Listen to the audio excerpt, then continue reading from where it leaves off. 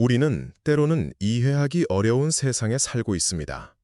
미국이 이란을 공격하겠다고 위협합니다. 그 이유는 이란이 몰래 핵무기를 만들고 있다는 의심 때문입니다.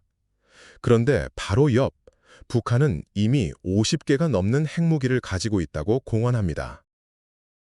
하지만 미국은 북한을 공격하지 않습니다. 오히려 대화를 시도합니다. 똑같은 위험한 무기인데 왜 이렇게 다른 대접을 받는 걸까요? 가지려는 자는 위협하고 가진 자는 인정하는 이 기묘한 현실. 이 역설 속에 인류의 가장 위험한 발명품, 핵무기의 80년 역사가 숨어 있습니다. 그 위험한 비밀의 문을 열어보겠습니다. 데이터를 보면 답이 보이기 시작합니다. 불과 80여 년 전, 이 무서운 힘을 가진 나라는 지구상에 단 한 곳, 미국뿐이었습니다. 마치 혼자만 무적의 갑옷을 입은 것과 같았죠. 하지만 그 독점은 오래 가지 않았습니다. 1949년, 거대한 땅덩어리의 소련이 그 비밀을 풀어내며 두 번째 주인이 됩니다. 곧이어 1952년에는 영국이, 1960년에는 프랑스가, 1964년에는 중국이 차례로 그들만의 절대 반지를 손에 넣습니다. 세계의 힘 있는 나라들이 하나씩 그 위험한 클럽에 가입한 겁니다. 100만 원짜리 수표 한 장이 돌고 돌다 너도 나도 복사해서 쓰게 된 셈입니다. 처음에는 5나라로 굳어지는 듯했던 이 구도는 다시 깨집니다. 1974년 인도가 핵실험에 성공하며 아시아의 판도를 흔들었고, 이에 질세라 1998년 앙숙이었던 파키스탄이 맞불을 놓습니다.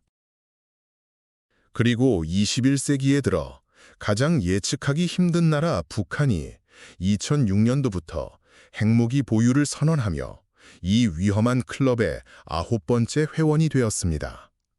한 나라의 독점에서 시작된 힘이 이제 9나라로 흩어졌습니다. 이 과정은 마치 조용한 마을에 총 한 자루가 나타나자 너도 나도 총을 구비하기 시작한 것과 같습니다. 모두가 불안해서 총을 가졌지만 그래서 마을은 더 위험해졌습니다. 왜 이런 위험한 연쇄 반응이 시작된 걸까요? 그 모든 것의 시작, 그 원인을 파헤쳐 보겠습니다. 모든 이야기의 시작은 1938년 어둠의 그림자가 드리운 독일 베를린의 한 연구실이었습니다. 오토 한이라는 과학자가 우라늄이라는 물질에 중성자를 쏘자 상상도 못할 일이 벌어졌습니다. 우라늄 원자가 2개로 쪼개지면서 엄청난 에너지를 뿜어낸 겁니다. 인류가 처음으로 원자핵을 쪼개는 데 성공한 순간, 바로 핵 분열의 발견이었습니다. 이것은 마치 성냥 한 개비로 산 전체를 태울 수 있는 불씨를 발견한 것과 같았습니다. 문제는 이 위대한 발견이 하필 히틀러의 독일에서 이루어졌다는 사실입니다. 당시 히틀러는 온 유럽을 전쟁의 공포로 몰아넣고 있었습니다. 과학자들은 직감했습니다. 이 기술이 히틀러의 손에 들어가면 인류는 재앙을 맞이할 것이라고.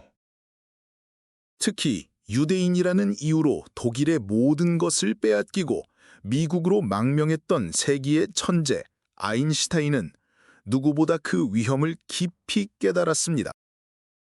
그는 고심 끝에 미국 루즈벨트 대통령에게 편지를 씁니다.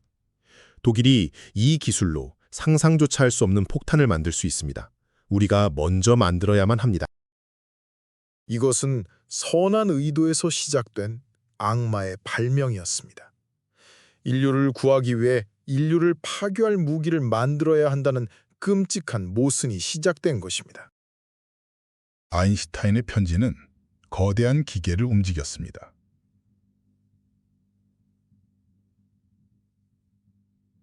1942년 미국은 인류 역사상 가장 거대하고 비밀스러운 프로젝트 맨해튼 프로젝트를 시작합니다. 뉴멕시코의 황량한 사막 한가운데 지도에도 없는 유령 도시 로스앨러모스가 세워졌습니다. 이곳으로 당대 최고의 과학자와 기술자 13만 명이 비밀리에 모여들었습니다. 투입된 돈은 현재 가치로 약 42조 원. 한 나라의 1년 예산과 맞먹는 돈이 단 하나의 무기를 위해 쏟아 부어진 겁니다. 프로젝트의 총책임자는 천재 물리학자 로버트 오펜하이머였습니다. 3년의 시간이 흐른 1945년 7월 16일 새벽 5시 29분, 트리니티라는 이름의 첫 핵실험이 진행되었습니다. 인류가 만든 태양이 사막을 대낮처럼 밝혔습니다. 폭발의 섬광은 400km 밖에서도 보였고 거대한 버섯구름은 12km 상공까지 치솟았습니다. 폭심지의 사막 모래는 전부 녹아내려 초록색 유리 조각으로 변했습니다. 실험을 지켜보던 오펜하이머는 힌두교 경전의 한 구절을 떠올리며 나즈막이 읊조렸습니다. 나는 이제 죽음이요 세상의 파괴자가 되었도다. 그들은 성공했습니다.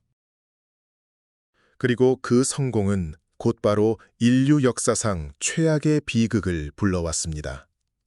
이런 구조가 누구에게 그리고 전 세계에 어떤 영향을 미쳤을까요? 현장의 숫자를 보면 그 끔찍함이 피부로 느껴집니다. 1945년 8월 6일 아침 8시 15분, 일본 히로시마 상공에서 리틀 보이라는 이름의 원자폭탄이 터졌습니다. 단 한 발의 폭탄으로 도시 전체가 사라졌습니다. 그 순간에만 8만 명이 목숨을 잃었습니다. 뜨거운 열기에 사람의 몸은 그대로 증발해버리고 건물의 벽에는 그 사람의 흔적이 그림자처럼 남았습니다. 사흘 뒤인 8월 9일 나가사키의 두 번째 폭탄 팻맨이 투하되었고 또다시 4만 명이 즉사했습니다.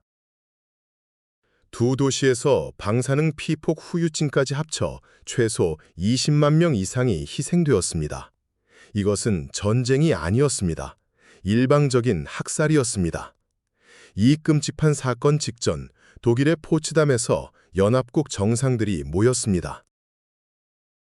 미국의 트루먼 대통령은 소련의 스탈린에게 슬쩍 떠보듯 말했습니다. 우리가 이번에 엄청난 파괴력을 가진 새로운 무기를 완성했어. 스탈린의 반응을 살피기 위한 말이었습니다. 그런데 스탈린은 눈 하나 깜짝하지 않고 잘 됐군요. 일본을 상대로 잘 활용해보시오 라고 무덤덤하게 답했습니다. 트루먼은 충격을 받았습니다. 스탈린이 이 무기의 가치를 전혀 모른다고 생각했기 때문입니다.